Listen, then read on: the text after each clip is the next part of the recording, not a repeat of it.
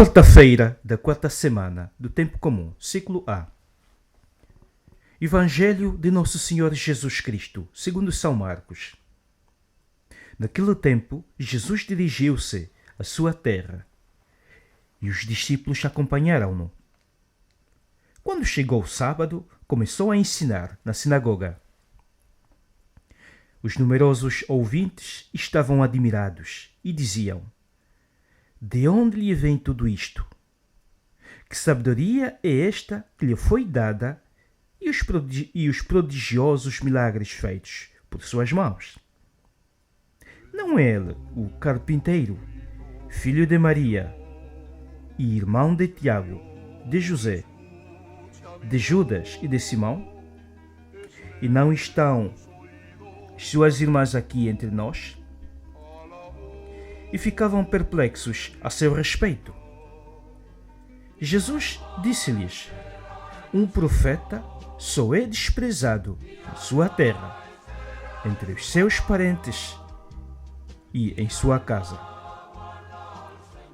E não podia ali fazer qualquer milagre, apenas curou alguns doentes, impondo-lhes as mãos. Estava admirado com a falta de fé daquela gente e percorria as aldeias dos arredores, ensinando. Palavra da salvação. Glória a vós, Senhor. No Evangelho de hoje, Jesus é rejeitado pelo povo de sua própria cidade. Bastante curioso isto. Pois, como ele próprio diz, um profeta só é desprezado na sua terra, entre os seus parentes e em sua casa. Isto se verifica, isto é bastante constatável na prática. Quanto mais familiaridade nós temos para com uma pessoa, mais nós temos a tendência de duvidar sobre ela. Sobretudo quando se trata com as coisas ligadas a Deus. E este facto de hoje, esta narração do Evangelho de hoje, mostra que a rejeição de Jesus não se limitou aos seus concidadãos de Nazaré. Até mesmo membros da sua própria família duvidaram.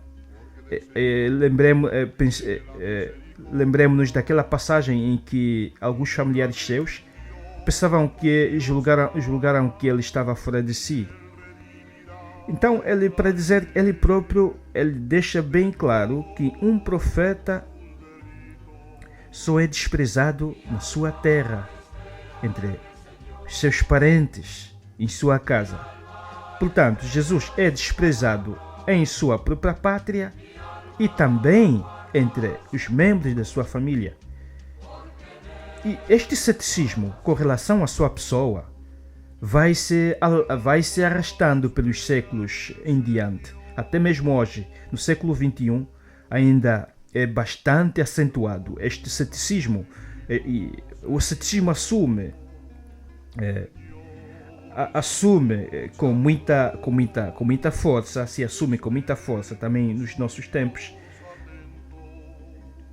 Pois o conhecimento ou crença, muitas vezes as pessoas primeiro querem colocar as evidências em primeiro lugar. É bastante corrente. As pessoas dizem: primeiro quero ver, depois acreditar. É bastante frequente isto, é usual. As pessoas dizerem: primeiro quero ver, depois acreditar. Claro, isto vem de Tomé. Mas numa outra passagem, Jesus, quando ali queriam ver, quando as pessoas queriam ver milagres, ele dizia: nenhum sinal vos será dado, senão o sinal de Jonas. Para dizer que é o contrário. Não podemos dizer: não, primeiro quero ver, depois vou acreditar. É o que acontece. Há muita gente, por exemplo, que diz que não acredita em Deus ou não acredita na pessoa de Jesus, a não ser que aconteça um milagre, veja um milagre, assim poderá acreditar. Não, é exatamente o contrário. Se queres ver um milagre, primeiro tens que acreditar. Primeiro acreditar, depois terás os sinais. E na verdade, um grande sinal que pode acontecer na tua vida é a mudança, é voltar-se para Deus, voltar-se totalmente para Deus. Este é o grande sinal que já pode acontecer na vida de uma pessoa. E é isto que nós devemos procurar. E também procurar reconhecer Jesus. Lembrar que Jesus, este problema do reconhecimento de Jesus tem sido tão frequente que até entre as pessoas que acreditam, também às vezes há aqueles momentos de sombra. Reconhecer. Podemos conhecer Jesus. Podemos conhecê-lo através do que, por intermédio do que as Escrituras nos dizem, mas também podemos não reconhecê-lo. Sobretudo reconhecê-lo nas pessoas mais próximas. Reconhecê-lo nas pessoas que sofrem. Reconhecê-lo nas pessoas que precisam de atenção. Porque Jesus manifesta-se, sobretudo, naquelas pessoas mais fragilizadas, marginalizadas, que não têm voz, não têm vez. Até pode ser mesmo pessoas da nossa família, pode ser mesmo entre os membros da nossa casa, e que simplesmente nós não reconhecermos. Mas isto exige muita oração, porque quanto mais estivermos fortes, firmes, porque a oração abre a mente, abre o coração para as maravilhas de Deus. A oração abre os olhos da fé. Os olhos da fé não têm a ver com os olhos da carne. Os olhos da fé brotam, têm a sua força do coração. Quando um coração está enraizado em Cristo, ele consegue ver coisas que pessoas normais não conseguem ver. É bastante evidente, sobretudo aquelas pessoas que têm visões, sonham com coisas reais, aquelas pessoas que são inspiradas a fazer uma ou outra coisa. Isto é o olho da fé. O olho da fé é fortalecido pela oração, pela união prática, pela união constante com Cristo, que é fonte da vida, da verdade.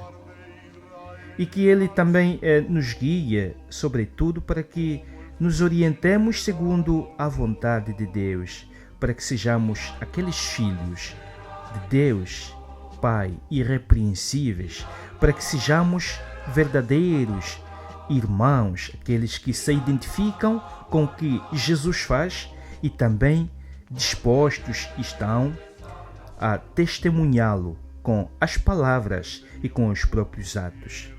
Não precisamos viajar longas distâncias ou passar por eventos especiais para encontrar Deus. Deus está em nós, está em cada um de nós, está em cada um dos nossos irmãos. E precisamos apenas reconhecê-lo, amá-lo e caminhar com ele. Que Deus vos abençoe.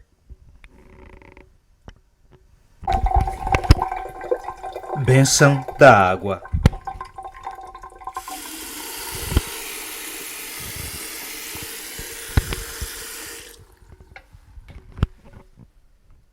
A nossa proteção está no nome do Senhor, que fez o céu e a terra. Bênção do sal. Eu te exorcizo, sal, criatura de Deus, pelo Deus vivo, pelo Deus verdadeiro, pelo Deus santo, pelo Deus que ordenou ao profeta Eliseu que te lançasse a água, a fim de curar a sua esterilidade, para que te tornes sal exorcizado em proveito dos fiéis, dando a saúde da alma e do corpo aos que te usarem, fazendo fugir para longe dos lugares em que fores lançado ilusões, malefícios e fraudes diabólicas, assim como todo o espírito impuro. intimado por aquele que há de vir julgar vivos e mortos, e este mundo pelo fogo. Amém. Oremos. Deus eterno e todo-poderoso, imploramos humildemente a vossa clemência, que abençoeis e santifiqueis esta criatura, o sal, que pusestes ao serviço dos homens, para que proporcione a saúde da alma e do corpo a todos aqueles que o tomarem, e que desapareça de tudo o que for por ele tocado e salpicado qualquer impureza e ataque dos espíritos do mal. Por Cristo nosso Senhor. Amém. Eu te exorcizo, água, criatura de Deus, em nome de Deus Pai Todo-Poderoso, em nome de Jesus Cristo, seu Filho e nosso Senhor, e na força do Espírito Santo, para que te tornes água exorcizada, a fim de pôr em fuga todo o poder do inimigo e possas extirpar o próprio inimigo com os seus anjos rebeldes, pela virtude do mesmo Jesus Cristo, nosso Senhor, que há de vir julgar vivos e mortos, e este mundo pelo fogo. Amém. Oremos. Deus, que operastes pela água os maiores mistérios da salvação dos homens, atendei propício às nossas súplicas e derramai sobre este elemento preparado por várias purificações a força da vossa bênção, para que esta criatura, servindo aos vossos mistérios, possua a eficácia da graça divina para expulsar os demônios e afastar as doenças, e guarde de qualquer impureza e malefício as casas dos fiéis e outros lugares em que ela for aspergida. Não se demorem ali miasmas, nem áreas insalubres. Afastem-se para longe as ciladas do inimigo escondido. E se algum perigo ameaça a segurança ou a tranquilidade dos moradores, dissipe-o sem demora a aspersão desta água, protegendo contra qualquer ataque a salubridade conseguida pela invocação do vosso santo nome. Por Cristo nosso Senhor. Amém. Faça-se esta mistura de sal e água igualmente, em nome do Pai, e do Filho, e do Espírito Santo. Amém. O Senhor esteja convosco. Ele está no meio de nós. Oremos. Deus, inspirador de toda força invencível e Rei de um império insuperável, sois sempre o triunfador magnífico, a reprimir os assaltos da potência contrária e a sanha do inimigo ameaçador, derrotando decisivamente as manobras hostis. Em santo temor, nós vos rogamos e suplicamos, Senhor, que olheis com benevolência esta criatura vossa, a água com sal, e a santifiqueis com o orvalho da vossa bênção, para que, a invocação do vosso santo nome, ela expulse, onde for espalhada, os assaltos do espírito impuro, afaste para longe o perigo da serpente maligna, e atraia, em favor dos que recorrem à vossa misericórdia, a presença do Espírito Santo, por Cristo nosso Senhor. Amém.